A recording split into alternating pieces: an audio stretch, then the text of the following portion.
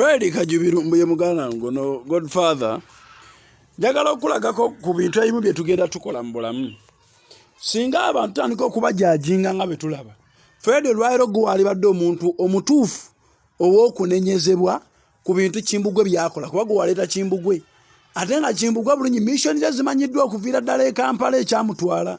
Singa abantu bali banenyezebwa okuviira ddala emabega penge yali badde anenyezebwa ku ggwe kubanga ye yaleeta ggwe kasaako kammwe kali awe kati okitegeera naye ebintu ebisinga tebyetaaga nnyo kubeera nga buli kaseera tukola accusations kwono noono okitegeera nze mbadde nga nnyo mu inbox zo naye abantu bano muyina nnyo gundi temuwuliriza naye temuteeka mu nkola bye muwuliriza okitegeera kakati struggle erina abaana abali ku ground abaana abo bali ku ground bawuliriza nnyo bw'otunuulira Obuganda okwekalakasa bwe kwalimu mu mwaka gwa 2029 bwava ku Katikkiro Jabbi Walusimbi Obuganda bwali bumu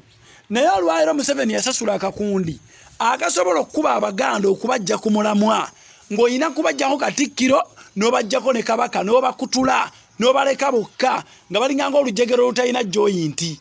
okitegeera kakati Bobi Wine bw'aba aduumira alina okubeerako abantu be yeekutte nabo kuba oyo Mayiga gw'olaba alina abantu bangi nnyo abamusobola okumuyiirawo omubiri wano mu Buganda nga ne bekuba kufa omwana amanyi alwana lwa Buganda. Kajubirumbu ye njagala okubuulira abantu bangi nnyo abatamanyi Lumbuye.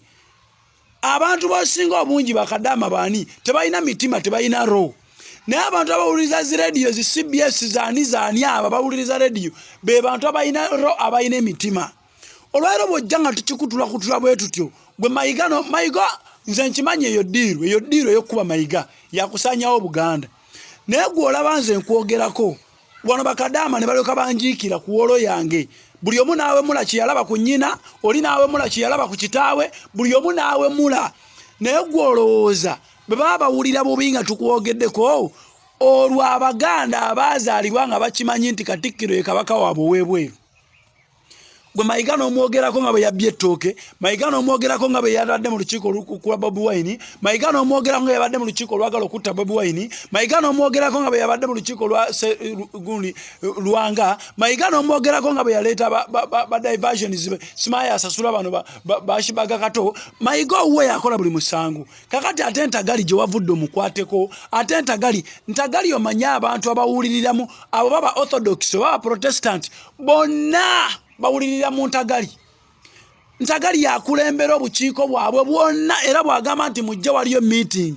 bwalagira nti Ntagali yagambye bana bapapa abatuwalana people power ekyagireeta wano kuyonoona mbeera z'abantu bonna ne baddayo ne bakibuulira mu makyaki gaabwe. Njagala okukubuulira struggle mugenda kugitta muve ku bantu naddala abantu abatali balonde. Mulimu ebintu ebitulabye ku Amini nga tubitegedde guno mulembe